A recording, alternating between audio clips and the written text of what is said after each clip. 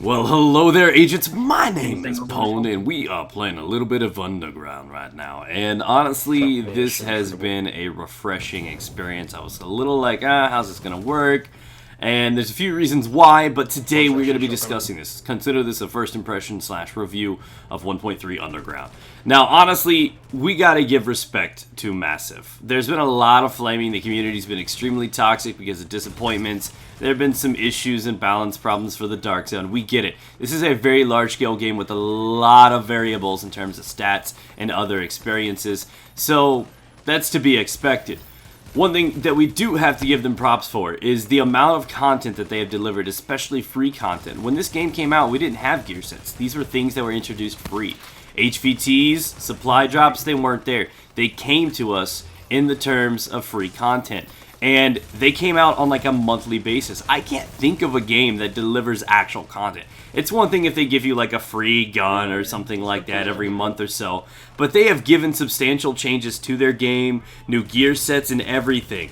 This has been pretty hearty content, so honestly, naturally, you're like, okay, so how do they one-up this? Because so far they've created a standard, if you will. Every time a DLC comes out, which has been pretty much every month so far, we get a new set of gear sets. 3 or 4 of them at least. And maybe new weapons, and of course a new way to play the game. Like I said, HVTs and supply drops were new ways to play the game.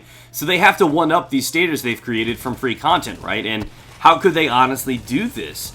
And they did it in the form of Underground. They created dungeons, a randomly generated experience. So we have one large area. This whole Underground is a living, breathing, evolving, and randomly generated area. So honestly, there's probably about like 100, maybe 200 presets, but there are tons of different doors, routes, and access ways throughout the Underground.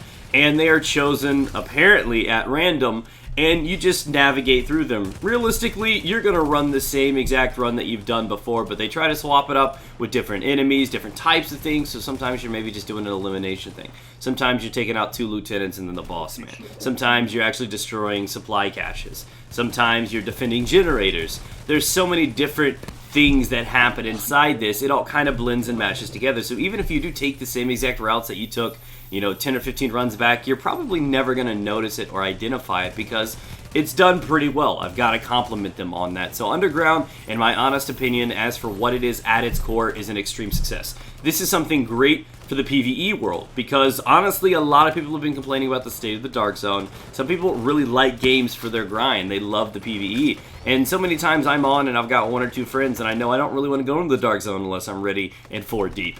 So ladies and gentlemen, here's your alternative. It's always baffled me why there's like no use for the open world. We have this large, vast area, and outside of just beating campaign, nobody ever goes out there anymore. Everybody just spends their time in the Dark Zone. It's the most efficient way to farm, and it's still one of the most efficient ways to farm. So it's still really interesting. We now have a zone dedicated for those that like strictly PvE, but we also have the Dark Zone, which is PvPvE.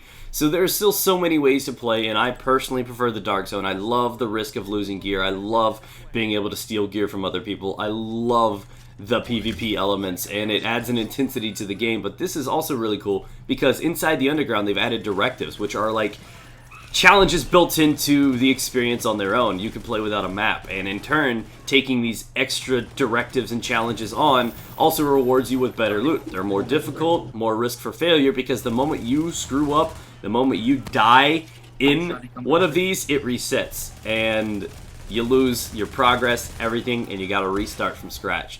That's right, guys. A strict PvP player has complimented PvE. What is the world coming to? I know it sounds silly, but I absolutely have to praise this effect. There is now something out there for a large amount of my friends to play and a vast amount of the community. For those that are trying to gear up, may not be fully geared, for those that have invested quick hours into the game and got to the top really quick, there's now a safer alternative to level up, to earn gear, and to scale. And this is respectable.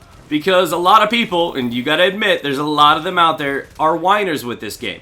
They complain, oh, guys keep killing me in the Dark Zone. Well, it's called the Dark Zone, not daycare. They're supposed to kill you. It was designed for that. That's why there's hijacking and other things. But now there are options for those that don't like the PvP elements, or are afraid of being ganked, or may not have enough friends on to help them.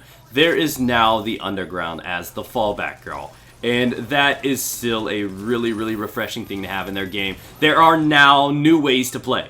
So it's not just like a tiny new addition like HVTs or something else. This is an entirely new way to play. These are dungeons like Rifts in Diablo. This is an entirely new efficient way to farm, earn gear, and honestly for a PvE standpoint, it's not the easiest in the world to do, especially if you start throwing directives in the mix and start complicating things by removing your radar and ammo issues and skills. Things get much more intimidating.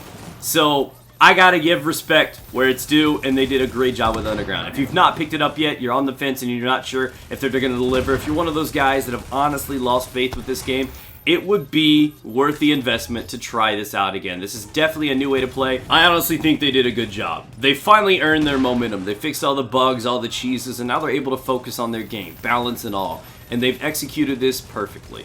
I really, really am. They did better than I thought they would do, honestly. So thanks for watching, guys. If you guys have any other concerns or anything you want to add to the mix, leave it down in the comment section below, as well as some other things that you want to know about from 1.3. You take care, guys, and stay moist.